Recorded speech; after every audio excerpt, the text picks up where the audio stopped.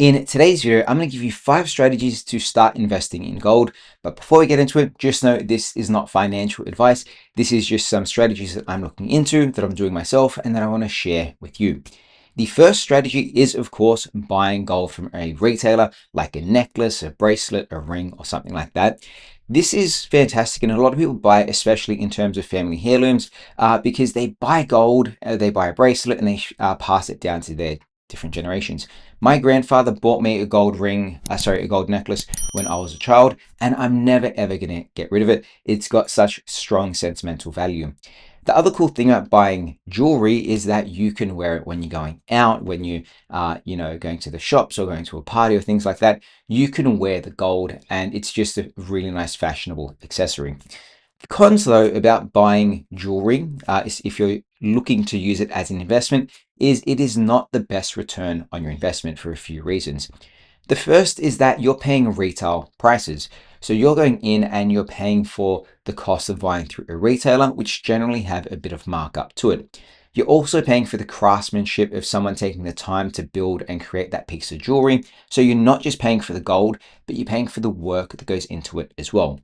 You're also not getting full pure gold because they have to have some other metals in there to actually allow it to hold its shape.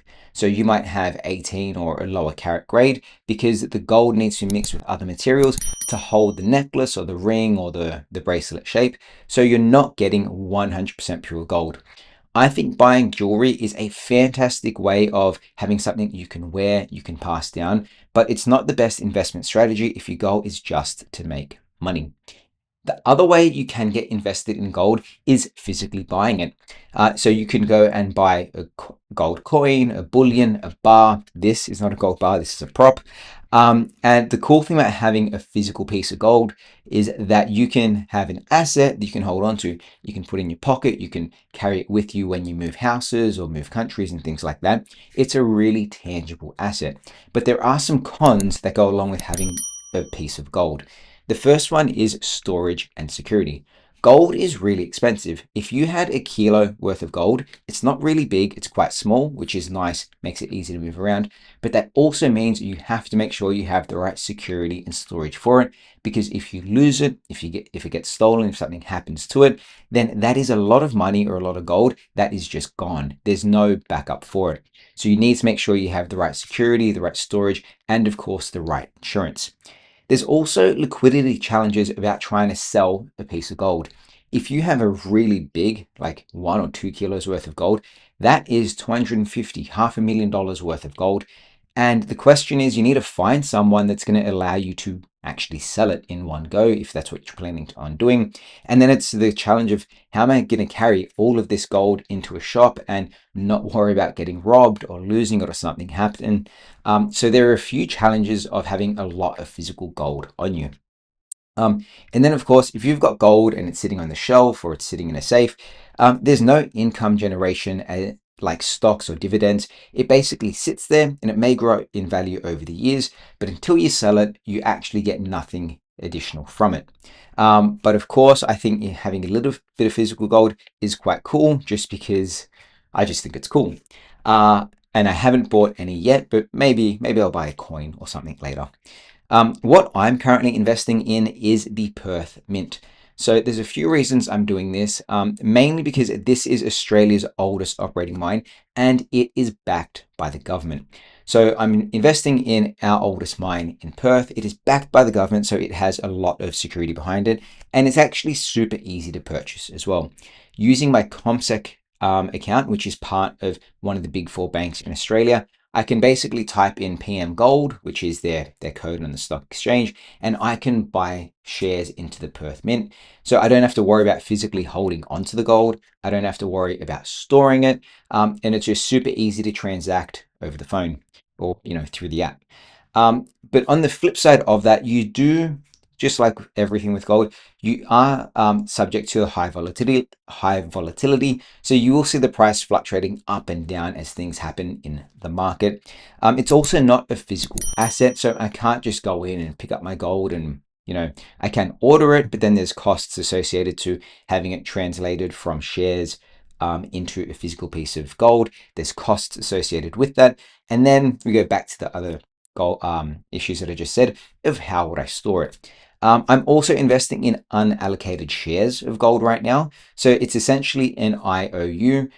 So something could happen, which because it's backed by the government is quite unlikely, but something could happen and I could lose the shares in my gold. And of course, like the previous example, there are no dividends. So even though I'm investing in PM gold, I'm not getting dividends every quarter or every year. It's essentially I'll buy it at a price, I'll sell it at another price, and then whatever it is in between, I've made or I've lost my money. You can, of course, go to a bullion specialist or a gold reseller. In this example, I talk about ABC Bullion. This is not a sponsored video. I just think that they're really reputable here in Sydney. And the pros of this is that they are set up to help people easily start investing and buying in gold. So you can go on their website. You can set up things like micro investing, where you've got like a $50 purchase every week, or you can make a weekly purchase. You could buy physical bars or coins of gold from them. And you can essentially use it as buying either paper or physical assets. The paper assets means that you do have the gold from them, but you would have to pay if you wanted to withdraw it. And of course, the physical assets, you would get the gold from them. And in Australia, you can also have it be part of your self-managed super fund, which is another way of investing. The cons of buying from a bullion specialist is, right now as we're recording this, there are really long wait times because there is such a high demand. So if you wanted to buy your gold today, if you're not getting it straight away, you're placing your order, then you're going to have to wait a couple of weeks, could be a month or two before you get your gold. Then, of course, there are things like storage fees and transaction fees, and the buy-sell spread is something you have to watch out for as well. So in periods of high market volatility, which I believe we're in right now, the difference between what you buy it for and what you sell it for can fluctuate quite a bit, especially where you go in and buy it and sell it from. So double check you're buying it and selling it at around or better than market rates, just to maximize your investment. Another con of the ABC bullion is that because they are so popular, there's actually sometimes physical congestion in their Sydney stores where you'd have to wait in line before you can actually get in. But if you are looking at getting started in investing in gold, a bullion reseller like ABC, they're set up to help people get invested. They've got really easy to use apps where you can micro invest, you can order physical or paper gold. So there's a range of different ways that you can get started there. And then, of course, you can invest instead of directly in gold, you can invest in mining companies such as Newmont or Evolution Mining or BHP. So instead of physically buying or investing in a piece of gold, whether it's physical or a paper asset, you can invest in the mining companies instead. Some of the pros of this is that you get the operational leverage of that company.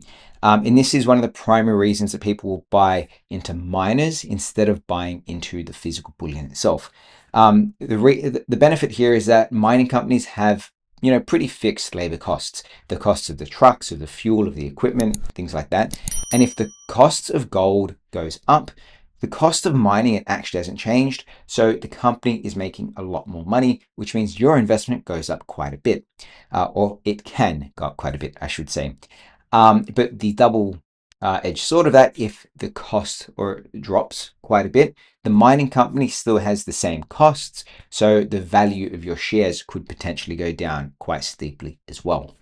And then, of course, there is the things like operational management. So if there are issues with the mine, if the mine shuts down, if there are labor strikes, if there are geo or regulatory risks, geopolitical or regulatory risks, there are other things that could impact the cost of the shares of that company. And that means that your investment, just like any investment into the share market, can be quite volatile depending on all the other factors around it. But if you're looking at getting invested into gold, those are 5 different ways. I, right now in Australia, am investing in the Perth Mint because I think it's a really easy way to get started. And of course, it is backed by the government. The next thing I would do if I was going to set this up is I would look at a bullion reseller like ABC. Or if you want gold that you want to wear around, you can, have it on your neck, have it on your wrist, have it on your hands, whatever it is. You can go and physically buy pieces of jewelry. But like I said, it doesn't have the highest return if you're interested in purely making money in income from it. Anyway, let me know your thoughts in the comment section down below. If there's anything that you'd want to add, let me know down below. I'm not a specialist in this. I'm just learning and sharing as we go. Thanks for watching, and I'll see you next time. Bye.